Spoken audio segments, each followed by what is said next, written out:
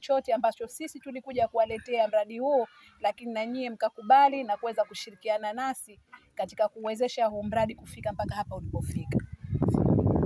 Lakini jengine niweze kuwaambia tu kwamba mradi tumeuona, tumepita, lakini tutapita kwa pamoja ili kuhakikisha kweli vile ambavyo tulisema ndivyo ambavyo umefanyika au la.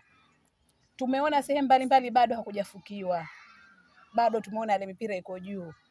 Kwa kama kuna changamoto, basi changamoto hizo leo tumekuja hapa kuangalia utekelezaji, lakini kama kuna changamoto mtueleze ili namna gani tunaweza kusaidia kuziendeleza, kuzitatua, kwa sababu lengo letu huu mpira ufukiwe, sio ukae juu.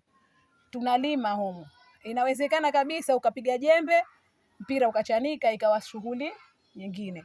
Kwa hiyo ningeomba wakati tunaupitia au atakayesimama hapa atueleze hasa changamoto kubwa ni nini mpaka tumefika pahala bado hatujamaliza kufukia, kwa sababu matarajio yetu leo tukija hapa tunakuja kukabidhiana, jamani tayari mradi wetu unafanya kazi, au sio?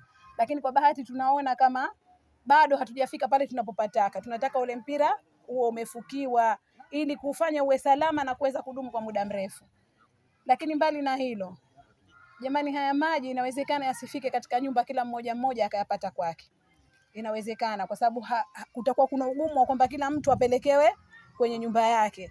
Basi tukubaliane tu kuwaita mafundi wetu wazawa kama walivyokuja mwanzo waweze kutusaidia kufikisha katika majumba yetu. Uwe tayari kama ni mchango, kama ni vipi, kama na sisi kuwasaidia kwenye mipira, basi kuweza kufikisha katika majumba yetu, kwa sababu itakuwa ngumu kwamba kila mmoja afikishiwe katika nyumba yake. Hilo ningewaomba na nyie mjikusanye, maana kuna kipindi fulani nilisikia tayari watu walishachukua hadi fomu. Kwa hiyo ahadi yangu kwenu nitakwenda tena zawa ili kuwashauri watuletee wale wasajili waje kutusajilia katika maeneo yetu. Kwa hiyo wale ambao bado hawajachukua fomu waweze kuchukua ili iwe rahisi yale maji tuje tuungiwe katika majumba yetu tupate kutumia kwa usalama.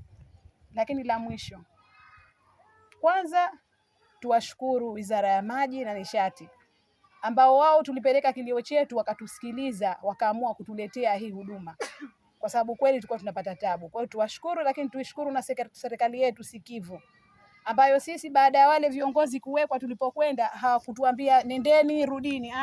Tulipofika baada ya kuwapelekea shida yetu wakatuambia basi tunaanza na Kazole, na tuna imani kwamba haitokuwa Kazole tu, tutakwenda katika sehemu mbalimbali, yani jimbo letu la Mahonda maji yatamiminika inshallah. Baada ya kusema hayo, nawashukuru sana. Mwenyezi Mungu awabariki. Tuendelee kushirikiana, isiwe kwenye maji tu, tushirikiane. Haya miaka mitano yawe miaka mitano ya maendeleo, yawe ni miaka mitano ya matumaini, lakini tukishirikiana kwa pamoja, kwa sababu mimi mbunge na madiwani pekee yetu hatuwezi bila nyie kushirikiana na sie. Kwa tuendelee kushirikiana, kwanza kushirikiana kwa kwenda kumaliza huu mradi wetu, tufukie tumalize ukae salama salimini, lakini pia tushirikiane kwa mengine ambayo tutawaletea. Tunapata faraja sana kuona watu wa Garibovu wanakuja wengi kwenye vikao vyetu.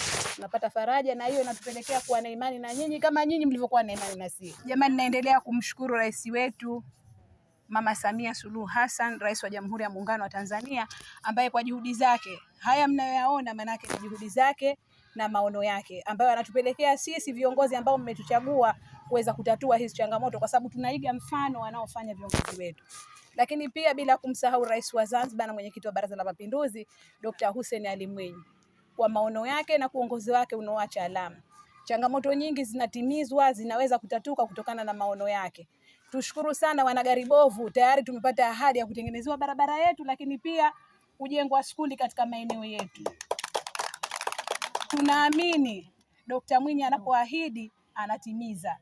Kwa hiyo na sisi tushukuru na tuendelee kuwapongeza, lakini pia tuendelee kuombea dua ili hii miaka mitano wamalize kwa salama na amani, lakini na vile ambavyo wamevifikiria kuvifanya kwa sisi wananchi wao ili kutatua changamoto zetu basi yaweze kutatuka. Baada ya kusema hayo, nawashukuru sana.